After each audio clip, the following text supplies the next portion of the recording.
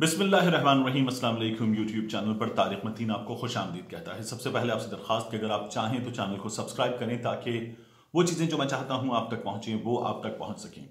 अहम तरीन खबर है, बहुत बड़ी खबर है। वज़ीर आज़म इमरान खान ने गिलगित बल्तिस्तान में कौमी दिन के मौके पर आज़ादी परेड से खिताब किया है।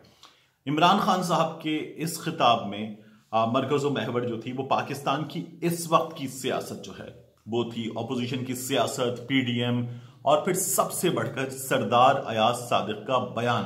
इमरान खान साहब ने सरदार अयाज सादिक के बयान पर बात की, उनका नाम लेकर बात की और इमरान खान साहब ने उनका नाम लेकर उन्हें मीर अयाज सादिक कहा है। और इमरान खान का ये कहना था कि इन लोगों ने हर जगह प्रेशर डालने की कोशिश की, इन्होंने मुझ पर प्रेशर डाला, इन लोगों ने इदारों पर प्रेशर डाला। अब ये लोग बराह रास्त जनरल फैज हमीद, जनरल कमर जावेद बाजवा पर प्रेशर डाल रहे हैं, उनका नाम लेकर कोशिश है कि किसी तरह इनको इनकी लूटी हुई दौलत के मामले पर मुआफी मिल जाए। ये मुआफी नहीं मिलेगी। उन्होंने गिलगित बल्तिस्तान की जो सूबे की हैसियत से अबूरी हैसियत है उसका ऐलान किया वज़ीर आज़म इमरान खान ने, और फिर यह भी बताया कि वो यहां गिलगित बल्तिस्तान के पैकेज पर बात कर लेते लेकिन इलेक्शन की वजह से नहीं कर सकते ये बात, और ये कानूनी पाबंदी उन्हें रोक रही है। ये कौमी दिन का मौका था, इमरान खान साहब ने इससे खिताब किया लेकिन इस पर बात नहीं की। ये ऑफिशियल एड्रेस था वज़ीर आज़म का। इस ऑफिशियल एड्रेस में ये PTV से बराह रास्त दिखाया गया और इसे पूरे मीडिया ने PTV की मदद से तमाम नाजरीन तक पहुंचाया है। ये एक फर्क है। मैं आपको यहां दो चीजें बताना चाहता हूं। जब सरदार अयाज सादिक के इलेक्शन का मामला था लाहौर में और ये इलेक्शन उनका होने जा रहा था अलीम खान के खिलाफ, तो उस मौके पर मियां नवाज शरीफ जो हैं वो उस हल्के में पहुंचे और उस हल्के में पहुंचकर मियां नवाज शरीफ ने सहाफियों से, सीनियर सहाफियों से एक मुलाकात की, कुछ लाहौर की अहम शख्सियात से मुलाकात की और उस मुलाकात में मियां नवाज शरीफ ने एक बहुत बड़े पैकेज का ऐलान कर दिया। ये इलेक्शन रूल्स के मुताबिक है कि हुकूमत जो है फिर अपना रोल, अपना असर व रसूख इस्तेमाल नहीं कर सकती, वज़रा इस्तेमाल नहीं कर सकते, वज़ीर आज़म नहीं कर सकते। ये उन्हें उनका ओहदा इस बात का पाबंद बनाता है, इलेक्शन कवानीन पाबंद बनाते हैं। लेकिन मियां नवाज शरीफ ने अहम तरीन इलेक्शन था, ये इलेक्शन जो था ये डिसाइड करने जा रहा था फेट PMLN का और पाकिस्तान तहरीक इंसाफ का। ये इलेक्शन जो है किसके पलड़े में कितना वेटेज है ये डिसाइड करने जाता। बहुत बड़ा इलेक्शन था ये इलेक्शन, और इस इलेक्शन में दोनों जानिब से बहुत जोर लगाया गया था। पाकिस्तान तहरीक इंसाफ ने भी पैसे का भी बेताश इस्तेमाल किया, अपनी पूरी मशीनरी इसमें इस्तेमाल की, अपने तमाम लोग जो हैं वो इसमें इस्तेमाल किए और अपना पूरा जोर लगाया। सरकारी मशीनरी, स्टेट मशीनरी PMLN ने यूज की। मैंने खुद ट्विटर पे ऐसी वीडियोस पोस्ट की। इस हल्के में कई जगहों पर काम हो रहा था और वो काम हो रहा था सड़कों की मरम्मत का, बाकी दीगर कामों का, स्ट्रीट लाइट्स का, गटर की सफाई का, सीवरेज लाइन का। ये सारे काम इस हल्के में PMLN की हुकूमत ने किए जो इलेक्शन कवानीन से मुतसादिम थे, बिल्कुल गलत थे, लेकिन ये खुलकर किए गए और सरकारी पैसा, टैक्स पेयर मनी जो है वो PMLN ने खुलकर इस्तेमाल की। PTI ने भी बहुत ज्यादा पैसे का इस्तेमाल किया। ये इलेक्शन मिसाली इलेक्शन था कि इस इलेक्शन में शायद एक शहर में जितना पैसा लगता है एक जमात के 20-22 अरकान के लिए, इस इलेक्शन में उतना पैसा एक कैंडिडेट के सामने एक कैंडिडेट था, एक बड़ी ऑपोजिशन जमात के सामने एक हुकूमती कैंडिडेट था, और वहां पर ये इंतखाब जो है वो बहुत थोड़े से फर्क के साथ PMLN ने जीत लिया। उस पर PTI का मौक़िफ़ ये था कि इन्होंने सरकारी मशीनरी का ही इस्तेमाल करते हुए वोट्स यहां से वहां शिफ्ट किए और उसकी मदद से ये इलेक्शन इन लोगों ने जीत लिया था। बहरहाल ये कामयाबी PMLN ने जैसे भी हासिल की थी, कर ली थी और सरदार अयाज सादिक जीत गए थे।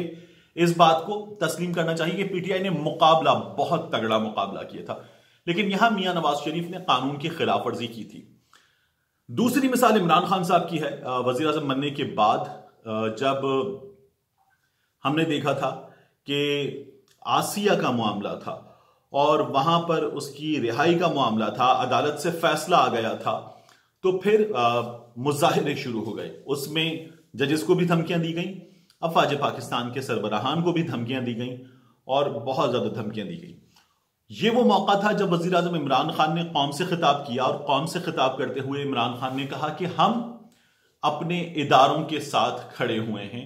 हम इस मामले में लोगों को इजाजत नहीं देंगे कि वो सड़कों पर आए और एक कानून के फैसले के बाद, अदालत के फैसले के बाद इस तरह का रवैया इख्तियार करें, सड़कों पर जलाओ घेराव हो और इदारों के सरबराहान को, उनके अफराद को इस तरह से निशाना बनाया जाए। हम इस बात की इजाजत नहीं देंगे। और वजीर आजम इमरान खान जो है वो आला अदलिया के साथ खड़े हो गए थे। ये इमरान खान का दूसरा अमल था जो बतौर सरबरा बड़ा जबरदस्त था। अब इमरान खान साहब ये कहते हैं कि इन लोगों ने बंदूकें तानी हैं जनरल कमर जावेद बाजवा पर, जनरल फैज हमीद पर। पीएमएलएन मुसलसल नाम लेकर अटैक कर रही थी। मियां नवाज शरीफ खासतौर पर नाम लेकर अटैक कर रहे थे। उनके लंदन में मौजूद साहबजादे नाम लेकर अटैक कर रहे थे। उनके हवाले से इत्तलात आ रही है कि वो लंदन से बाहर निकले हैं, कुछ काम दिखाने गए हैं। इस पर भी हम बात करेंगे और इंशाल्लाह आपको इस बारे में खबर देंगे। बहरहाल बात हो रही है तो मियां नवाज शरीफ उनकी जमात ये कर रही है, इसमें मौलाना फजलुर रहमान की जमात उनका साथ दे रही है। गो कि उनकी जमात के अहम तरीन रहनुमा ने इससे कतई तौर पर यह कहा है कि पीएमएलएन के इस अमल से पीडीएम को और मौलाना फजलुर रहमान को दूरी इख्तियार कर लेनी चाहिए, हमारी जमात को दूरी इख्तियार कर लेनी चाहिए। वो अपनी जाती हैसियत में इस बयान को बिल्कुल भी दुरुस्त करार नहीं दे सकते।